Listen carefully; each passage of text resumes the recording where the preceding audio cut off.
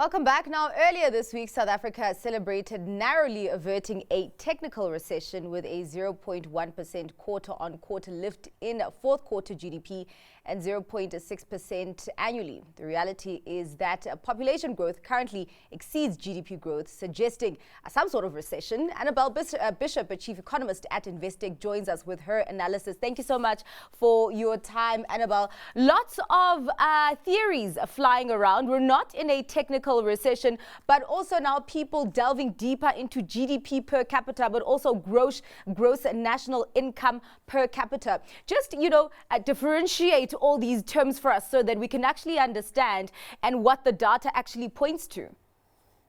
Absolutely. And hello. So I think, what's really important for us to look at is that gross national income is obviously all the income earned in South Africa and obviously monies that come from overseas. And, if we actually have a look at the statistics, we could actually see that the gross national income per capita is actually down by 0.7% year on year. So really just down by close to 1%.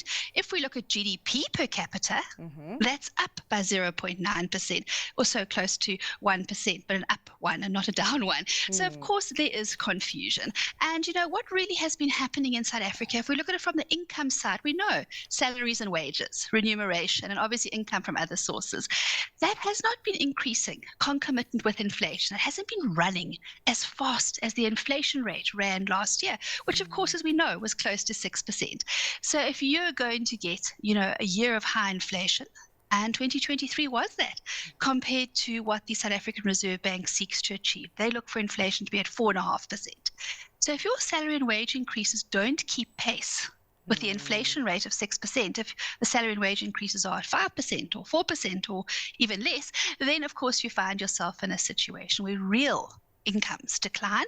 And of course that was a feature of the year 2023. Yeah. But I actually want to then just speak about this overall increase of 0.1% that we're seeing on the GDP print here. Is it surprised to the upside? Did it? Are we surprised that we are seeing a little bit of growth, even though in my mind it's immaterial? I think you're quite right. I agree with you. At 0%, it is immaterial. 0.1% and 0% are essentially the same things. Yeah. It tells you the economy basically stalled in the fourth quarter. And we know that there really was a negative effect coming through from the impact of load shedding, congestion at the ports. The good news is that both of these have eased up this year so far. Look, we're very early in the year. We haven't even finished the first quarter. But we obviously have found that the intensity of load shedding has come off compared to the same period of a year ago, the start of 2023. And similarly as well, port congestion has gone down quite a bit. Some good news today, where I was looking at the bank serve data coming through on the take-home pay, and that showed a big jump in real incomes in January. And of course, a bit of an improvement in December. So the turn of the year saw an improvement in real incomes, and that also will talk positively to a GDP outcome for the first quarter of this year. But let's bear in mind, that's only 1 month's data for January. But of course, we're almost finished with March now. Yeah. Can you believe it? And of course, the first quarter. And, the fact that we're seeing such an improvement in the load shedding reduction, obviously will also talk positively to the first quarter's GDP outcome. All right, maybe a little bit of green shoots, but the overall situation remains very depressing. As much as we're not in a technical recession, households feel like they're living in a recession. Unemployment is rising because these figures will not support a significant uptick in unemployment. That means also more dependence on the state. Are we stuck in a vicious loop here, Annabel?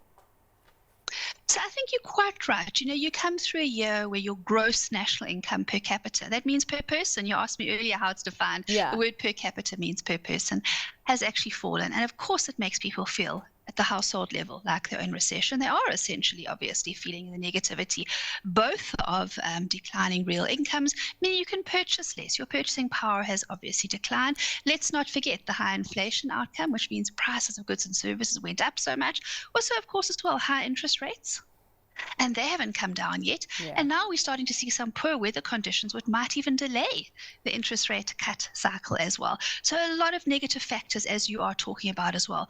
What does this mean? Well, for us to actually see a drop in unemployment, in South Africa, we need to see economic growth running at 3 to 5%.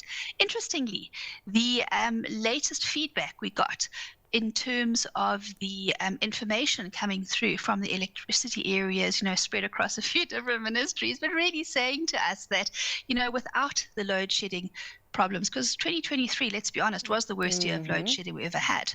Without that, we could have seen economic growth of closer to 5%. I think that just really underscores how severe the problem was. And of course, as well, if we didn't have the port and rail congestion problems. So that really destroyed our mining ability, both in terms of production and exports, and also, of course, as well, the revenue we got from government in terms of government finances. So everything, unfortunately, is very interlinked in economies.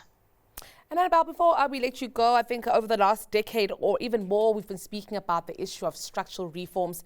That's how we say is going to fix the South African economy. Anything we can get right in the short term, considering also the year that we're in, this election year, and a globally a volatile year? I think you're quite right, to bring the global component into it, because we didn't touch on that. Last year, we actually had a poor year for global economic growth. This year, things are improving, and we actually have seen manufacturing production lift in the global PMI readings, both in January and February, which is a very positive outcome. And of course, as well, there was that weakness last year. We also look to see more electricity coming on the grid this year. Our electricity minister, I think, has said a number of times that there are possibly a couple of thousand megawatts coming onto the grids as well.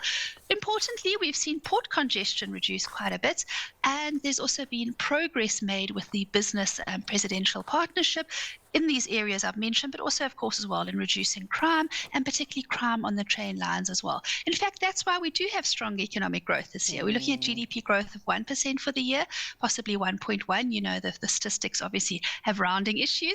And last year we had 0.6%. So it's a near doubling in economic activity. And it is because we're looking for structural improvements. And of course, towards the end of this year, lower interest rates. All right. Well, thank you so much for those insights today, Annabel. Really appreciate it. That was Investec's chief economist, Annabel Bishop.